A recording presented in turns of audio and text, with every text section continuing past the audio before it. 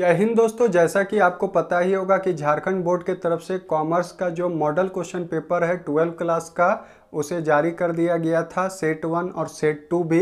तो सेट 1 का पूरा आंसर आपको वीडियो के फॉर्मेट में मिल जाएगा हमारे चैनल में, तो उसे भी देख लीजिए। और सेट 2 का क्वेश्चन नंबर 1 से लेकर के क्वेश्चन नंबर 44 तक मैंने बताया है, उसका भी वीडियो अपलोड है। अगर नहीं देखा तो प्लीज़ जाइए और देखिए। अगर अभी तक आपने सेट 2 को डाउनलोड नहीं किया है तो प्लीज़ जाइए हमारे डिस्क्रिप्शन में, वहाँ लिंक दिया गया है, वहाँ क्लिक कीजिए और डाउनलोड कर लीजिए। दोस्तों आज हम लोग पढ़ेंगे क्वेश्चन नंबर 45 और 46। तो ये अकाउंटेंसी सब्जेक्ट का सेट 1 और सेट 2 दोनों कंप्लीट हो जाएगा। तो दोस्तों अगर आपने अभी तक सब्सक्राइब नहीं किया है तो प्लीज़ सब्सक्राइब भी कीजिए और बेल आइकन पर क्लिक कर लीजिए। जो भी वीडियो मैं डालूंगा उसका नोटिफिकेशन अपडेट पाने के लिए, और अपने दोस्तों में शेयर कर दीजिए क्योंकि इसका लाभ उन तक भी पहुंच सके। तो दोस्तों क्वेश्चन नंबर 45 शेयर चैप्टर से है। तो यहाँ पर लिखता है x limited issue 10,000 share of ₹100 each at a premium 10%. Amount was payable as follow: on application 30 rupees, on allotment 40 rupees, इसमें included premium है, on call 40 रुपीज़। और उसके बाद लिखता है all the share were subscribe for and instalment receive on due date with the exemption of allotment and call on 200 share. तो दोस्तों यहाँ पर बता दें कि शेयर जो है पूरा का पूरा सब्सक्राइब्ड मतलब बिक्री हो चुका है, और बिक्री करने के बाद में पूरा का पूरा पैसा मिल गया है, केवल 200 शेयर को छोड़कर, जो कि अलॉटमेंट और कॉल का पैसा नहीं दी। यहाँ पर लिखता है उसके बाद which were forfeited by the director of the company. तो वो 200 शेयर जो कि कॉल इन एरियर कर दिया है तो उसको डायरेक्टर के तरफ से फॉरफिटेड भी कर लिया गया है, और उसका जनरल एंट्री आपको करना है। तो आपको एग्जामिनी को दिखलाने के लिए, अच्छा दिखाने के लिए आपको एक फॉर्मेट बनाना चाहिए हमेशा, जिससे आपको जनरल करने में भी आसानी हो और आप बार बार क्वेश्चन को ना देखें। तो सबसे पहले आपको क्या करना है, यहाँ पर लिखना है ऊपर में इस तरह का फॉर्मेट खींच के, share capital, call in arrear हो रहा है आपको पता है, इसलिए कॉल इन एरियर का भी एक कॉलम रखिएगा। उसके बाद बैंक, और ऊपर में लिखिएगा 10,000 share at the rate 100 each at premium. वहाँ परसेंटेज में था 10%, तो 100 का 10% 10 रुपया होता है, तो मैंने यहाँ प्रीमियम 10 रुपया लिख दिया। उसके बाद एप्लीकेशन लिखिए, अलॉटमेंट लिखिए, अलॉटमेंट के टाइम में सिक्योरिटी प्रीमियम लिया जा रहा है उसे भी लिख लीजिए। और उसके बाद फर्स्ट एंड फाइनल कॉल भी लिखिए। एप्लीकेशन का 30 रुपीज़ है, अलॉटमेंट का 40 था, लेकिन ये दोनों मिला के तो इसमें सिक्योरिटी प्रीमियम कितना है, 10 रुपया है, तो बचा हुआ 30 रुपया क्या होगा, अलॉटमेंट मनी, और फर्स्ट एंड फाइनल कॉल का मनी 40 रुपया होगा।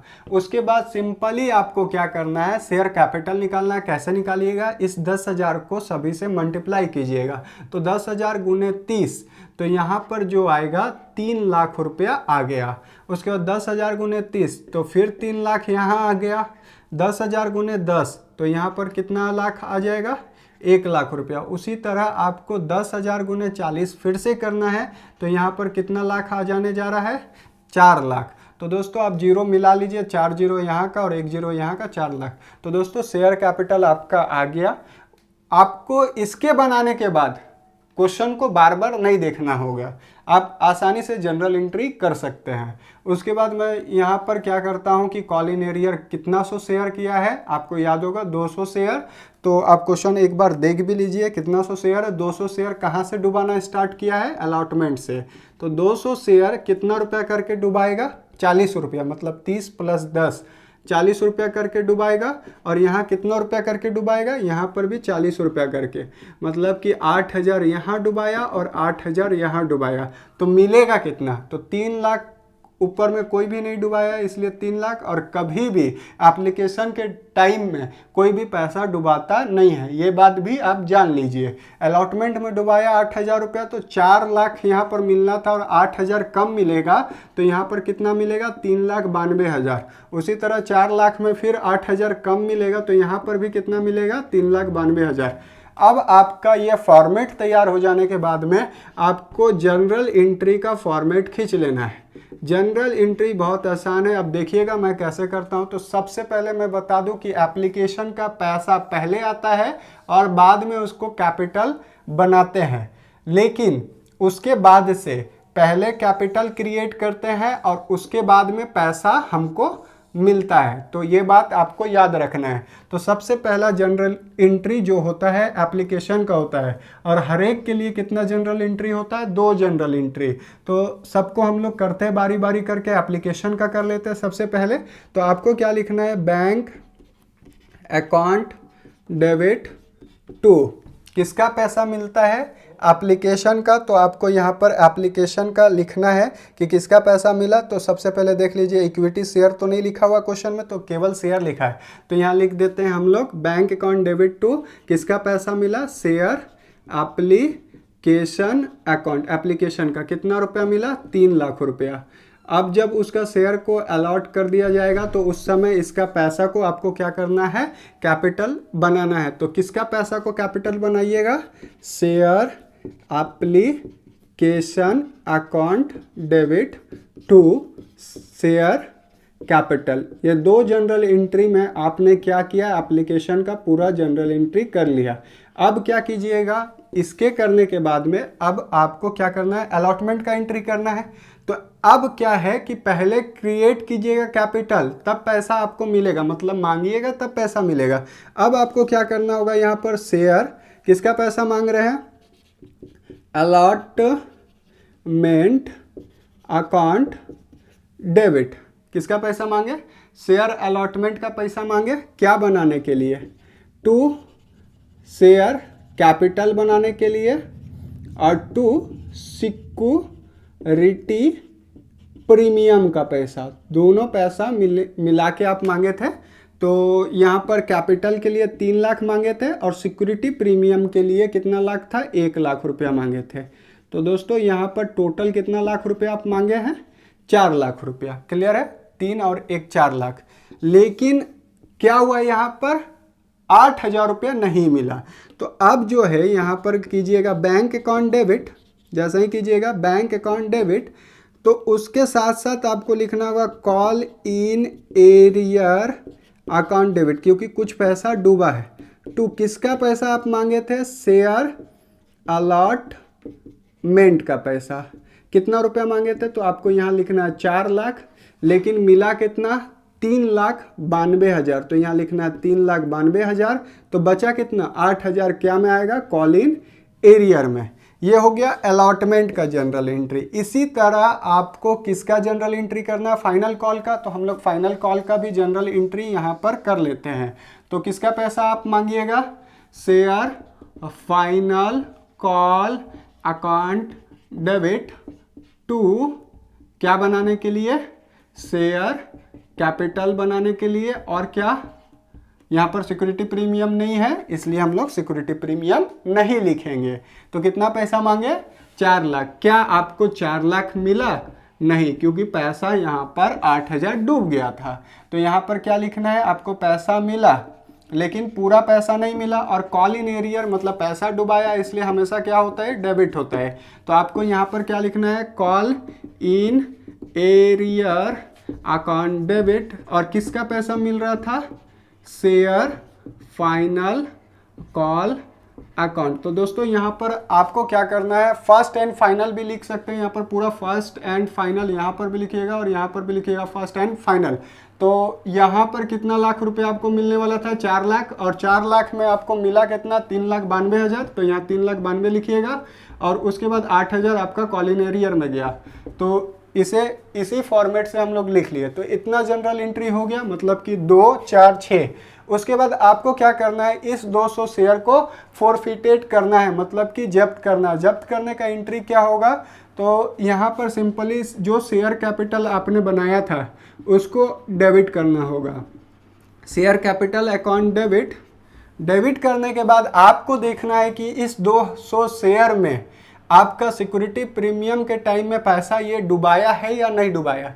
तो डुबाया होगा तो सिक्योरिटी प्रीमियम को भी क्या करना होगा, आपको डेबिट। अगर उसने सिक्योरिटी प्रीमियम का पैसा दे दिया होगा तो कोई दिक्कत नहीं, क्रेडिट में ही रहेगा, लेकिन डुबा दिया है तो उसको डेबिट करके वहाँ से उतना पैसा को निकालना होगा। तो share capital account debit, security premium account debit to, जहाँ जहाँ पैसा उसने डुबाया, कहाँ कहाँ, शेयर अलॉटमेंट में पैसा डुबाया, और कहाँ पैसा डुबाया, share first and final call में पैसा को क्या किया, डुबाया। उसको लिख देना जहाँ जहाँ पैसा डूबा, अलॉटमेंट में और फर्स्ट कॉल में। उसके बाद जो भी पैसा बचता है उसको शेयर फॉर फ्यूचर अकाउंट में क्या करना है, आपको ट्रांसफ़र करना है। एक क्वेश्चन मैंने थ्योरी भी बताया था इसी सेट में कि शेयर फॉर फ्यूचर अकाउंट क्या है, तो यही है, क्रेडिट करते हैं। तो यहाँ पर कितना 100 शेयर लिखना है, 200 शेयर, एक्चुअल रेट कितना था 100, तो कितना हज़ार हो जाएगा यहाँ पर 20,000। 200 गुना कितना रुपया करके प्रीमियम था, 10 रुपया करके, तो कितना रुपया हो जाएगा यहाँ पर देख लीजिए, 200 गुना 100 किए यहाँ पर तो 20,000 आया, 200 गुना 10 कीजिएगा तो 2,000 आएगा। उसके बाद अलॉटमेंट में कितना डुबाया, 8,000। उसके बाद फर्स्ट एंड फाइनल में कितना डुबाया, 8,000, 16,000। इसमें जब आप माइनस कीजिएगा तो बचेगा कितना, 6,000। अब देख लीजिए 20 2 22 होता है, 22 में 16 माइनस कीजिएगा तो आपका 4 2 6,000 आपका शेयर फॉर फ्यूचर अकाउंट में बच गया। अब यहाँ पर क्वेश्चन में ये नहीं लिखा हुआ है कि इसको रीइशू कीजिए, तो यहीं तक आपको समाप्त करना है। ये कितना आसान है, आप देख सकते हैं, ये क्वेश्चन नंबर 45 बन गया।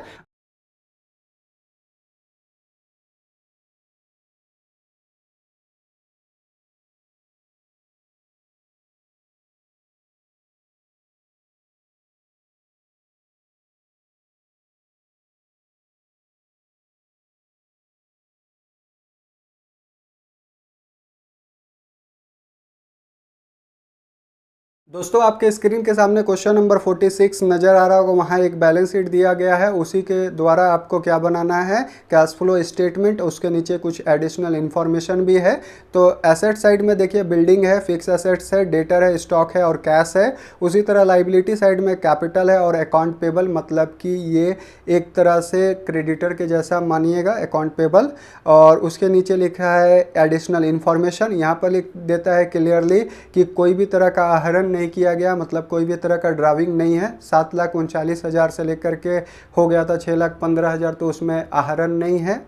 और उसके बाद लिखता है भवन या अस्थाई संपत्ति का कोई भी क्रय विक्रय, मतलब सेल परचेज नहीं हुआ है। और आपको क्या बनाना है, केवल ऑपरेटिंग एक्टिविटी में जितना कैश फ्लो हुआ वो बनाना है। तो दोस्तों आपको सबसे पहले यहाँ पर कैपिटल दिया गया है। यहाँ पर बच्चे लोग ये गलती करते हैं कि शेयर कैपिटल समझ लेते हैं और इसका काम को फाइनेंशियल एक्टिविटी में करने के लिए खोजते हैं, लेकिन ये कहाँ जाएगा, ये एक तरह से प्रॉफिट और लॉस के जैसा काम होगा। तो कैपिटल कितना है, 7,39,000 और हो गया है 6,15,000। तो आपको यहाँ पर लिखना है लॉस फॉर द ईयर, ये लॉस हुआ है, कम हुआ है। तो आपको क्या करना चाहिए, 7,39,000 माइनस 6,15,000 माइनस करके इसको इधर निकाल देते हैं। दोस्तों यहाँ पर लिख दीजिएगा 1,24,000। आपको वर्ष भर में कितना का नुकसान हुआ है, 1,24,000। उसके बाद आपको क्या करना है, एडजस्टमेंट करना है। तो सिंपली आपको बता दिया गया है क्वेश्चन में कि कोई भी तरह का सेल नहीं हुआ है, कोई भी तरह का परचेज नहीं हुआ है, इसलिए भवन को आप देखिए, बिल्डिंग को 1,00,000 से 80,000 हो गया, मतलब कि बिल्डिंग में क्या हुआ, डेप्रिसिएशन हुआ। तो एडजस्टमेंट यहाँ पर आपको करना है नॉन मॉनेटरी आइटम का। तो यहाँ पर डेप्रिसिएशन ऑन क्या लिखिएगा, बिल्डिंग। तो आप देख सकते हैं कितना का बिल्डिंग था, 1,00,000 का बिल्डिंग था और अब कितना हज़ार हो गया, 80,000। तो कितना का डिप्रिसिएशन हुआ, 20,000 का। उसी तरह आप देखिए फिक्स एसेट्स कितना का था, 6,00,000 और 5,00,000 हो गया। तो इसे भी आपको लिखना है डिप्रिसिएशन ऑन फिक्स एसेट्स। कितना का था फिक्स एसेट्स, 6,00,000 का था और 1,00,000 हो गया। तो आपको कितना का यहाँ पर डिप्रिसिएशन हुआ, 1,00,000 देख लिए। और डेप्रिसिएशन को क्या करते हैं हम लोग, ऐड करते हैं। तो यहाँ पर हम लोग ऐड कर लेते हैं। और यहाँ पर आप देखिए लॉस है, लॉस को हम लोग क्या में रखेंगे, माइनस में, इसलिए ब्रैकेट कर देते हैं। उसके बाद यहाँ पर कुछ भी वैसा नहीं है। और आगे जब बढ़िएगा तो आपको क्या करना है, सारा करेंट एसेट्स और करेंट लाइबिलिटी को यहाँ पर क्या करना है, इंक्रीज डिक्रीज करना है। तो वर्किंग कैपिटल जो है उसका काम आपको करना है। तो यहाँ पर आप सबसे पहले एसेट साइड में डेटर देखिए, 20,000 से लेकर के कितना हो गया, 17,000। तो यहाँ पर डेटर क्या हुआ, डिक्रीज इन डेटर, डेटर क्या हो गया, डिक्रीज हो गया।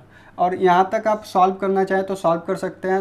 20,000 और 1,00,000, 1,20,000 यहाँ लिख दीजिए और प्लस में है माइनस कीजिएगा तो यहाँ तक का जो रिजल्ट आएगा 1,20,000 माइनस कीजिएगा तो आपका 4,000 का यहाँ आएगा।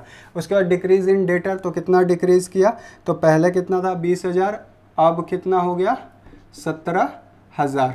तो यहाँ 20 में 17 गया, 3,000 आपको लिख देना है, प्लस माइनस अभी नहीं लिखिएगा, बाद में हम इसको प्लस माइनस साइन देंगे। उसके बाद स्टॉक है, तो स्टॉक क्या हो रहा है 8,000 से 13, तो इंक्रीज इन स्टॉक, ठीक है, कितना हो रहा है, तो 13,000 हो गया है, 8,000 पहले से था, तो 3 2 5,000, क्लियर है। उसके बाद इधर देखिएगा कैश का यहाँ काम नहीं होगा क्योंकि कैश एंड कैश इक्विवेलेंट में कैश जाता है, यहाँ नहीं आएगा। अकाउंट पेबल आप देख लीजिए इंक्रीज हो रहा है कि डिक्रीज, तो यहाँ अकाउंट पेबल डिक्रीज हो रहा है, तो डिक्रीज इन क्रेडिटर या अकाउंट पेबल, तो यहाँ अकाउंट पेबल हम लोग लिख देते हैं। और कितना है, तो 29,000 में 25,000 माइनस कर देते हैं तो आपका कितना आएगा 4,000। अब हम लोग यहाँ पर प्लस और माइनस जो करना है उसको कर लेते हैं। तो आपको बता दें कि जब भी करेंट एसेट्स क्या होता है, इंक्रीज होता है, तो आप कोई करंट एसेट्स लेके आइएगा तो पैसा देना पड़ेगा। जैसे कोई भी एसेट्स लेके आइएगा तो आपको पैसा देना पड़ेगा, तो पैसा जाएगा, तो जाएगा तो माइनस, आएगा तो प्लस। तो यहाँ जब भी करंट एसेट्स इंक्रीज होगा तो आपका पैसा लगा होगा तो ये होगा माइनस, और जब भी डिक्रीज होगा तो इसको क्या कीजिएगा प्लस। तो उसी तरह करंट लाइबिलिटी का फंडा क्या है कि इंक्रीज करेगा तो प्लस और डिक्रीज करेगा तो माइनस। तो यहाँ पर ये दोनों करंट एसेट्स है और ये करंट लाइबिलिटी है। तो करंट एसेट्स यहाँ डिक्रीज हो रहा है तो इसको क्या कीजिएगा प्लस, इंक्रीज कर रहा है तो इसको क्या कीजिएगा माइनस, और करंट लाइबिलिटी डिक्रीज करेगा तो इसको क्या कीजिएगा माइनस।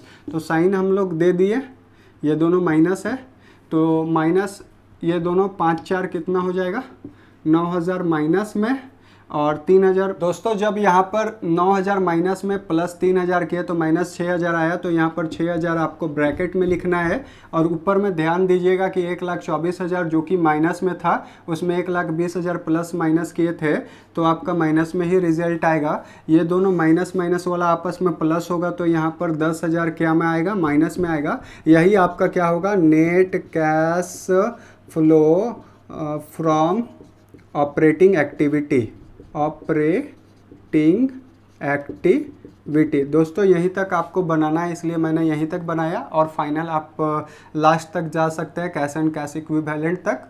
तो यहाँ पर एक चीज़ याद रखिएगा कि इस 10,000 को लिख लिए और ये भी माइनस में आया। यहाँ पर आप फ्लो की जगह यूज्ड भी लिख सकते हैं, तो उस समय आपको प्लस माइनस मतलब ब्रैकेट में रखने का ज़रूरत नहीं होगा। तो दोस्तों इस तरह से हम लोग कैश फ्लो स्टेटमेंट का क्वेश्चन नंबर 46 भी सॉल्व कर लिए। अगर आपने अभी तक हमारे चैनल को सब्सक्राइब नहीं किया है तो प्लीज़ सब्सक्राइब कीजिए और बेल आइकन पर क्लिक कर लीजिए, क्योंकि मैं जब भी कोई नया वीडियो डालूंगा उसका नोटिफिकेशन अपडेट आप तक पहुँच सके, और अपने दोस्तों में शेयर कर दीजिए ताकि इसका लाभ उन तक भी पहुँच सके। तो दोस्तों मिलते हैं नेक्स्ट वीडियो में, तब तक के लिए जय हिंद।